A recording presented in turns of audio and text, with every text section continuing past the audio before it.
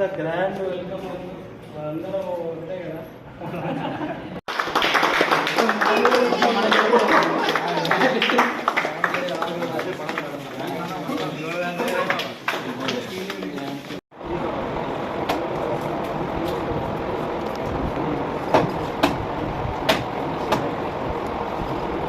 ఎందుకంటే ఏ సమస్య అయినా కూడా మాకు ఫోన్ చేసి అట్లా కాదు ఇట్లా కానీ ఇట్లా ఏదైనా ప్రాబ్లమ్స్ ఉంటే తెలియజేయండి. మీరు యూనిటీగా ఉండండి, యూనిటీగా ఉంటేనే ఏదైనా ప్రాబ్లం సాల్వ్ అవుతుంది కాబట్టి మీరు ముందుండండి అని తెలియజేస్తూ మాకు ధైర్యాన్ని చెప్పేవాళ్ళు, వాళ్ళకి ప్రత్యేక ధన్యవాదాలు తెలియజేస్తున్నా.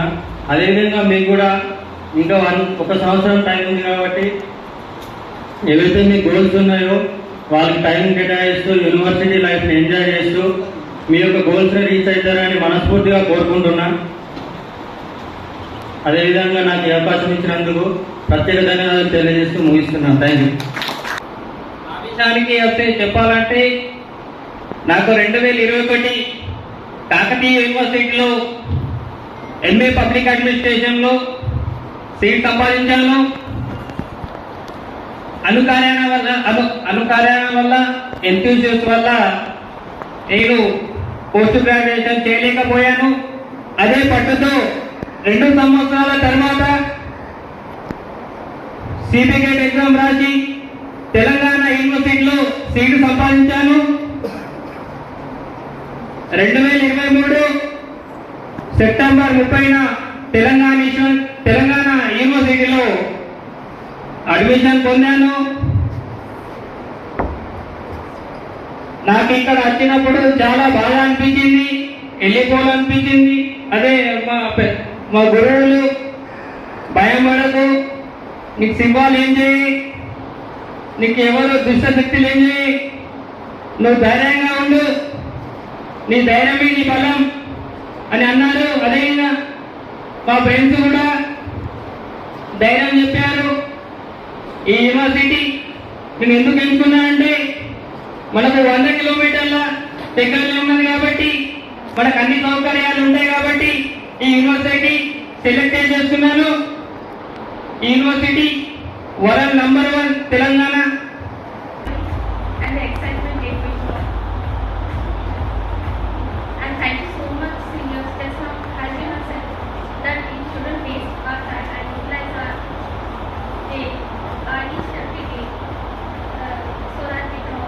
The department inception started in 2014 when the former chairman of the State Council of Higher Education and former registrar of Telangana University, Professor Dimbadri Sir, when he was the registrar in 2014, in his tenure introduced the department.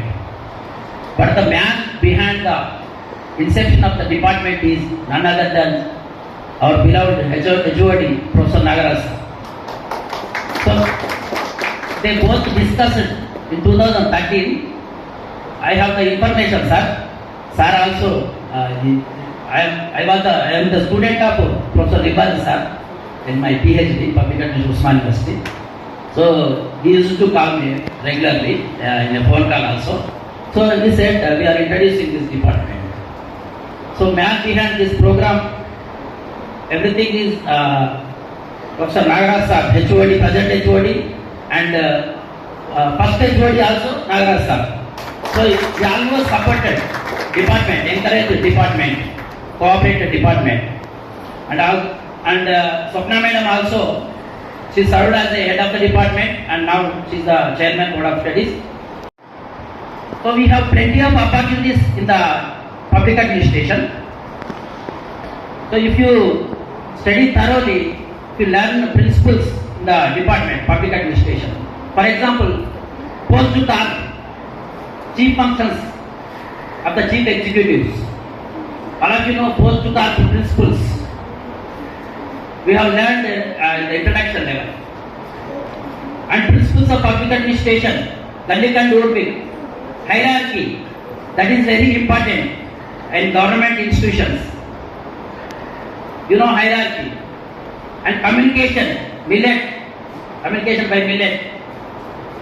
And we should always studying the public administration means can learn everything. You will have best opportunities in World Bank, NGOs. One thing is, you have to prepare well. Not only civil services it is the best subject, but even we have other opportunities in non-government organization, United Nations Development Program, UNDP, World Bank, like that. Many of the organizations appointing consultants, public administration students, to thorough public policy and governance and research methodology. So when you are able to write proposals and make reports, and if you write in a good English, that will be helpful. So on this occasion, I would like to congratulate all the students and outgoing students. I wish all the best. Members, but supported to our faculty members and Nagaraj and Kabra Madam. My blessings to especially outgoing students. They are certainly very good position in your bright future. I hope that kind of things. Thank you wonderful giving to me this opportunity. Thank you once again. Ramalingam sir and Dr. Nasir sir garu, my dear students. So actually this department established the public administration 2014. అప్పుడు register గారు professor లింబాస్ sir గారు ఈ డిపార్ట్మెంట్ని తీసుకురావడం జరిగింది. అయితే sir తీసుకురావడంలో కీలక పాత్ర పోషించినప్పటికీ ఆ రోజు head of the department Nagaraj sir ఉండడం వలన డాక్యుమెంట్ వర్క్స్ కానీ ఇక్కడ తీసుకురావడంలో చాలా కీలకమైన పాత్ర పోషించిన దాంట్లో సార్ చాలా కీలకమైన పొజిషన్ ఉందని చెప్పొచ్చు. Thank you sir. ఎందుకంటే మీరు ఈ డిపార్ట్మెంట్ తీసుకురావడంతో పాటు మా ముగ్గురికి లైఫ్ ఇచ్చినట్టు ఇంకా ఒక 11 బ్యాచెస్ కూడా ఇక్కడ నుంచి వెళ్ళిపోయారు సార్. వివిధ రంగంలో సెటిల్మెంట్ అయ్యారు. వాళ్ళందరూ కూడా మీకు కృతజ్ఞత ఉంటారు సార్. ఎందుకంటే ఇది చాలా డేంజరస్ స్టెప్, ఇది ఒక డిపార్ట్మెంట్ తీసుకురావడం అనేది. అంతేకాదు మా పర్సనల్ ఒపీనియన్ కూడా చెప్పాలి ఈ విషయంలో. ఇట్లాంటి సిచ్యువేషన్ ఇంకా వస్తుందో తెలియదు, కానీ ఎకనామిక్స్ డిపార్ట్మెంట్ అంటే పబ్లిక్ అడ్మినిస్ట్రేటివ్ ఎకనామిక్స్ అంటే ఒక అనుబంధం ఉంది స్టార్టింగ్ నుంచి, సోషల్ సైన్సెస్ కాబట్టి. సో మన వెంకటేశ్వర సార్ కావచ్చు, పుణ్య సార్ కావచ్చు, స్టార్టింగ్ నుంచి నాగరాజ్ సార్ కావచ్చు, స్వప్నమేం కావచ్చు, తర్వాత మన సంప సార్ కావచ్చు, అందరు కూడా చాలా కోఆర్డినేషన్ తోటి మా అందరికీ కూడా వెన్నంటూ ఉంటూ ప్రోత్సహిస్తూ మమ్మల్ని ఇక్కడి వరకు తీసుకురావడానికి కీలకమైన పాత్ర పోషించారు. థ్యాంక్ యూ సార్ అందరికీ. అయితే ఇంకో విషయం ఏంటంటే, స్టార్టింగ్లో మేము చాలా స్టార్టింగ్ స్టేజ్లో ఉన్నప్పుడు కొద్దిగా బాధలు ఉంటాయి. డిపార్ట్మెంట్కి సంబంధించిన ఇన్ఫ్రాస్ట్రక్చర్ కావచ్చు, స్టేషనరీ కావచ్చు, అన్నీ కూడా సొంత డబ్బు కూడా యూటిలైజ్ చేసుకుని పిల్లల కోసమే కదా మనం చేసేది, అది వచ్చినప్పుడు చూసుకుందాంలే, మీరైతే ప్రొసీడ్ కానివ్వండి చెప్పేసి మాకు ఫైనాన్షియల్ కూడా సపోర్ట్ చేసిన దాఖలు ఉన్నాయి సార్. న్యాక్ అప్పుడు అది కూడా మేము మర్చిపోలేము. నాకు చిన్న ప్రాబ్లం వచ్చింది సార్. మధ్యలో చిన్న ప్రాబ్లం వచ్చినప్పుడు ప్రవీణ్ ఏది టెన్షన్ తీసుకోవాల్సిన అవసరం లేదు. యాక్చువల్లీ ఏదైనా చిన్న ప్రాబ్లం వచ్చినా నేను ఉన్నానని చెప్పి నాగరాజ్ సార్ గారు స్టార్టింగ్ నుంచి కూడా నాకు చిన్న డిస్టర్బ్ అయింది. ఎనీవన్ అంగన్వాడీ ఎందుకు పెట్టారో తెలుసా మీకు? ఐసీ ఎందుకు పెట్టారు? న్యూట్రిషన్ ఫుడ్ అని అంటారు కదా. అంగన్వాడీ ఎందుకు పెట్టారంటే, ఒక బిడ్డ, పుట్టబోయే బిడ్డ ఈ దేశాన్ని శాసిస్తుంది. ఓకే, ఈ పుట్టబోయే బిడ్డ ఈ దేశాన్ని శాసిస్తారు కాబట్టి ఆ గర్భిణీ స్త్రీకి మంచి ఆహారం పెట్టాలి అనేది స్టార్ట్ పాయింట్. గర్భిణీ స్త్రీకి పిండి అంటాం మనం ఊళ్ళలో. ఓకే, మంచి ఫుడ్ ఇవ్వాలి, మంచి పాలు ఇవ్వాలి, మంచి ఆహారం ఇవ్వాలి. ఎవరికి? తల్లికి. తల్లికి ఇస్తే తల్లి గర్భంలో ఉన్న శిశువు కూడా మంచిగా పెరుగుతాడు. పెరిగినాక పుట్టినాక వాళ్ళ ఆలనా పాలన అంతా కూడా గవర్నమెంట్ చూసుకోవాలి. వారికి ఫుడ్ కూడా గవర్నమెంటే పెట్టాలి. వారికి అన్నం కూడా గవర్నమెంట్ పెట్టాలి. ప్రతిదీ కూడా గవర్నమెంట్ చూసుకోవాలి. ఇది అంగన్వాడీ యొక్క సార్ చెప్తున్నట్టు ఐసీడీఎస్ యొక్క ముఖ్య ఉద్దేశం. కానీ వాస్తవానికి ఇది అవుతుందా? వాస్తవానికి ఇది కాదు. అంగన్వాడీ కేంద్రాలు నేను ఒక 100 తిరిగిన, మా ఊర్లోనే పోయినా.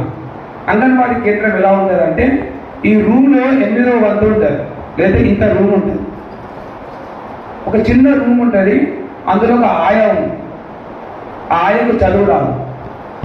ఓకే, ఆ ఇంటికి చిన్న చిన్న పిల్లలు ప్లేట్లు పట్టుకొని వస్తారు, గ్లాసులు పట్టుకొని వస్తారు. దేనికి?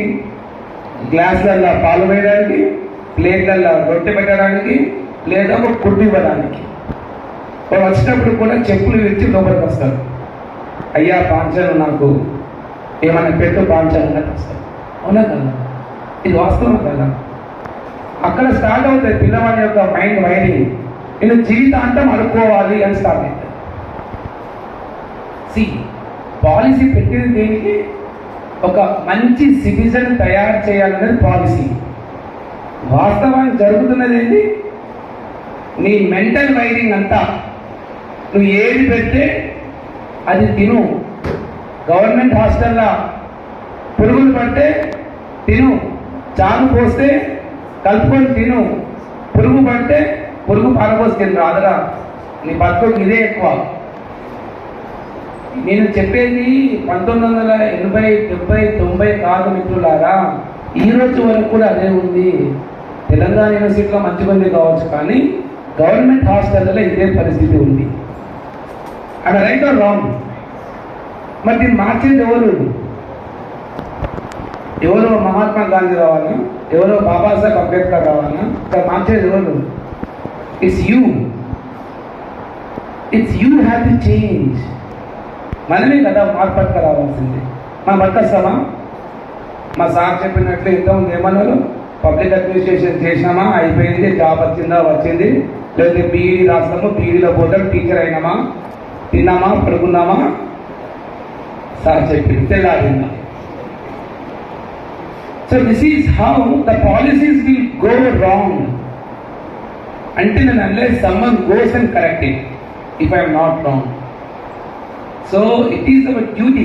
This is the real fact of the matter I am telling my dear friends. ఎంతమంది మీరు సీరియస్గా దీన్ని తీసుకుంటుందో నాకు తెలియదు, కానీ సార్ చెప్తాను చెప్పని అనుకుని కొంతమంది అనుకుంటారు. But this is the fact of the matter. And number 2, my worst experience in the government is, ఇది story and also my experience. ఒక అడవికి రాజు, ఎవరు? సింహం అనుకుంటారు కదా సింహం అని. సింహం దగ్గర 10 చీమలు పనిచేస్తుంటాయి హ్యాపీగా. 10 చీమలు చాలా ప్రొడక్టివ్గా పనిచేస్తుంటాయి, ఏకదం productive. And that kingdom is really nice, చాలా బాగుంటుంది. 10 చీమలు చాలా ప్రొడక్టివ్గా పనిచేస్తాయి. సో రాజు ఒకసారి అనిపిస్తుంది, నేనేం చూస్తా వీళ్ళని మానిటరింగ్, ఒక వ్యక్తిని పెడతాను పెడతారు. ఆ వ్యక్తి పేరు జూనియర్ అసిస్టెంట్. మంచిగా ఉంది. ఆ వ్యక్తి పేరు జూనియర్ అసిస్టెంట్. ఆ జూనియర్ అసిస్టెంట్ చదువు రాదు, తెలియలేదు. ఓకే, ఆ 10 చీమలను పని చేయటం చేస్తుందా? చెయ్యదు.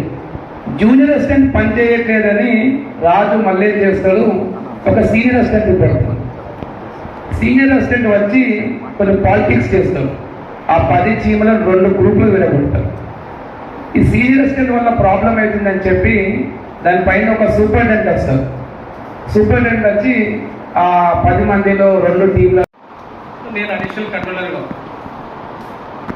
ఏదో డిస్కషన్లో మాట్లాడుతున్నప్పుడు, సార్ వేరే రిజిస్టర్స్ ఉన్నారు, వైస్ ఛాన్సలర్స్ ఉన్నారు, వాళ్ళ డిపార్ట్మెంట్స్ అన్నీ ఉన్నాయి కదా, వేరే వాళ్ళు కూడా పెట్టుకున్నారు కదా, మరి మీరు పబ్లిక్ అడ్మినిస్ట్రేషన్ డిపార్ట్మెంట్ కదా సార్, మరి మీరు ఇక్కడ పబ్లిక్ అడ్మినిస్ట్రేషన్ డిపార్ట్మెంట్ పెట్టుకుంటే బాగుంటుంది కదా అని నివాస్ సార్ కూడా జనరల్ డిస్కషన్లో నేను స్టార్ట్ చేశాను. సార్ అన్నారు, ఇప్పుడు పబ్లిక్ అడ్మినిస్ట్రేషన్ డిపార్ట్మెంట్ దాని తర్వాత స్ట్రెంత్ ఇప్పుడు అన్నీ ఇవ్వడం కష్టం కదా, రెగ్యులర్ ఫ్యాకల్టీ కూడా లేదు కదా పబ్లిక్ అడ్మినిస్ట్రేషన్కి అప్పుడు ఇక్కడ కూడా. సో నువ్వు స్టార్ట్ చేసేసి కోఆర్డినేట్ చేసి డాక్యుమెంటేషన్ చెయ్యి చూద్దాంలే అన్న. So with in span of 4 to 5 days we discussed with the Board of Studies Chairman of Usman University and Head of the Department of Usman University. ఆ రిఫరెన్సెస్ అన్నీ కూడా మనకి లిపాద్రి సారే ఇచ్చారు. ఇవ్వగానే ఒక రోజు నాడు ఉస్మాన్ యూనివర్సిటీకి వెళ్ళి పార్థసారథి సార్ అండ్ మీ రామలింగం సార్ అప్పుడు ఇక్కడ ఉండకపోయాలి, కానీ లిపాద్రి సార్ తోటి మేము డిగ్రీ పేపర్ వాల్యుయేషన్ చేయాలన్నా లేకుంటే పేపర్ సెట్ చేయాలన్నా కానీ ఒకరు పంపించారు. సో ఆ విధంగా వీళ్ళ సర్వీసెస్ని వీళ్ళు అప్పటి నుంచి కాంటాక్ట్లో ఉండేవారు. సార్ మీ దగ్గర చాలా మంది ఉన్నారు కదా, డిపార్ట్మెంట్ స్టార్ట్ చేద్దామనేసి జస్ట్ విత్ స్పాన్ ఆఫ్ 4 daysలో నాకు తెలిసి మండే ట్యూస్డే అనుకున్నాము, మళ్ళీ మండే కాకుండా దీని మీద అనేకమైనటువంటి అవకాశాలు. ఈరోజు కార్పొరేట్ సంస్థలు కూడా అడ్మినిస్ట్రేషన్ నడిపే లేక ఈరోజు అడ్మినిస్ట్రేషన్గా ఆఫీసర్లను మన డిపార్ట్మెంట్ కంప్లీట్ అయిన వాళ్ళని కూడా పెట్టుకుంటా ఉన్నాం. కాబట్టి మీరందరూ కూడా ఇది మంచి కోర్సు, మనం ఏదో అరే పబ్లిక్ అడ్మినిస్ట్రేషన్ అంటే ఏదో ఒక కోర్సులో జాయిన్ అయ్యామని చెప్పేసి మీరు ఆలోచన చేయకుండా ఆ రకంగా ప్రయత్నం చేయాలని చెప్పేసి ఆలోచిస్తూ ఆకాంక్షిస్తూ, ముఖ్యంగా మన దగ్గర యూనివర్సిటీలో చాలామంది మేధావులు ఉన్నారు. అంటే చాలా రకాలుగా అవగాహన ఉన్నటువంటి వాళ్ళు, ఇప్పుడు ప్రవీణ్ సార్ అయితేనేది, నాగరాజ్ సార్ అయితేనేది, వీళ్ళందరూ బయట మార్కెట్లో అంటే కేవలం యూనివర్సిటీలో చదివి యూనివర్సిటీలో పోయేటువంటి వాళ్ళు కాదు. వీళ్ళకు మన దేశంలో ఉన్నటువంటి కాకుండా వివిధ దేశాల్లో ఉన్నటువంటి యూనివర్సిటీస్ కనెక్టివిటీ ఉంది. కాబట్టి సార్ ఒక మాట చెప్పారు, ఈ సంవత్సరం కాకుండా నెక్స్ట్ ఇయర్ ఆ ప్రయత్నం చేస్తానండి. సార్ వాళ్ళకు ఒకసారి గట్టిగా ధన్యవాదాలు తెలియండి. ఎందుకోసమంటే ఎంత చదువుకున్నా ఏం చేసినా మనం నమ్ముకున్నటువంటి తల్లిదండ్రులను మన మీద ఆధారపడేటువంటి వాళ్ళని సంతోషం పెడితేనే మాత్రమే మనము సక్సెస్ అయినది. మనం ఎంత సబ్జెక్ట్ నాలెడ్జ్ ఉన్నా ఏం చేసినా మనం ఉద్యోగం లేకుంటే పట్టిగా ఖాళీ ఉంటే మన మీద నమ్మకం పెట్టుకొని ఇన్ని సంవత్సరాలు చదివించి ఇన్ని సంవత్సరాలు మనం ఒక దగ్గర పంపించి వాళ్ళు మనం ఏదో సాధిస్తామని చెప్పి ఆకాంక్షతో మన తల్లిదండ్రులు. కాబట్టి సార్ వాళ్ళకు చెప్తాను, అదర్ డిపార్ట్మెంట్స్లో ఏదైతే ఈ డిపార్ట్మెంట్ నుండి బయట పోగానే ఉద్యోగ అవకాశాలు ఏదైతే ఉంటాయో ఈ డిపార్ట్మెంట్ నుండి పోయే వాళ్ళను ఒక 2-3కి మనం ప్లేస్మెంట్ ఇప్పించగలిగి ఆ రకంగా చేయగలిగితే దీన్ని మార్కెట్ చేసి మనం పబ్లిక్ అడ్మినిస్ట్రేషన్లో అనేక మంది స్టూడెంట్స్లను కూడా జాయిన్ చేయించేటువంటి పరిస్థితి ఉంటుంది. సార్ వాళ్ళు ఎప్పుడు అంటే దాదాపు యూనివర్సిటీ ప్రారంభమైనప్పటి నుంచి సార్ వాళ్ళతో మంచి రిలేషన్ ఉంది. సార్ వాళ్ళు 13లో యూనివర్సిటీకి రావడం జరిగింది, 12-13లో 14లో సార్ వాళ్ళు డిపార్ట్మెంట్ రావడం జరిగింది. అప్పటి నుంచి కూడా ఉంది. సార్ వాళ్ళు ఎప్పుడు కూడా ప్రతి సంవత్సరం వాళ్ళు ఓన్ ప్రైవేట్ ఇన్స్టిట్యూషన్ కాలేజ్ పెట్టుకుంటే ఏ రకంగా అయితే ఫీలింగ్ ఉంటుందో సార్ వాళ్ళు ఆ రకంగా ఫీలింగ్ ఉండదు. ఒక విద్యార్థి జాయిన్ అయితే బాగుంటుంది, ఇంకా 20 మంది జాయిన్ అయితే బాగుంటుంది, డిపార్ట్మెంట్ బతుకుతుంది. ప్రైవేట్ ఇన్స్టిట్యూషన్ వాళ్ళు కూడా అదే రకంగా చూసుకుంటారు. అంటే ఎంతమంది జాయిన్ అయితే అంత కాలేజ్కి బెనిఫిట్స్ అని చెప్పేసి ఆ రకంగా వాళ్ళ ప్రైవేట్ ఓన్ ఇన్స్టిట్యూషన్ లెక్కగా వీళ్ళు 3 పనిచేస్తూ ఉన్నారు. వాళ్ళందరూ కూడా ఒకసారి గట్టిగా చప్పట్లతో ధన్యవాదాలు తెలియజేస్తున్నాను. ఎందుకంటే ఈరోజు యూనివర్సిటీస్లలో ఒక కోర్స్ రావాలంటే ఎన్ని ఫైట్ చేయాల్సిందో మేము లైవ్గా చూసాం. ఒక యూనివర్సిటీలో ఒక కోర్స్ రావాలంటే ప్రభుత్వం సపోర్ట్ ఉండాలా, ఇక్కడ ఉన్నటువంటి లోకల్ పొలిటీషియన్స్ సపోర్ట్ ఉండాలా, దాంతోపాటు ఆ డిపార్ట్మెంట్కి సంబంధించినటువంటి వాళ్ళ యొక్క సపోర్ట్ ఉండాలా, యూనివర్సిటీ ఉన్నటువంటి వీసీ రిజిస్టర్ అన్ని రకాలుగా సపోర్ట్ ఉండి గవర్నమెంట్ యొక్క సపోర్ట్ ఉండేది మాత్రం కోర్సులు వచ్చేటువంటి పరిస్థితి. ఈరోజు యూనివర్సిటీలో వచ్చినటువంటి కోర్సును మనం రక్షించుకోవడంలో మీరందరూ కూడా క్రియాశీలక పాత్ర పోషిస్తారని ముఖ్యంగా నాగరాజ్ సార్ గారికి మరొకసారి గుర్తు చేస్తా ఉన్నాను.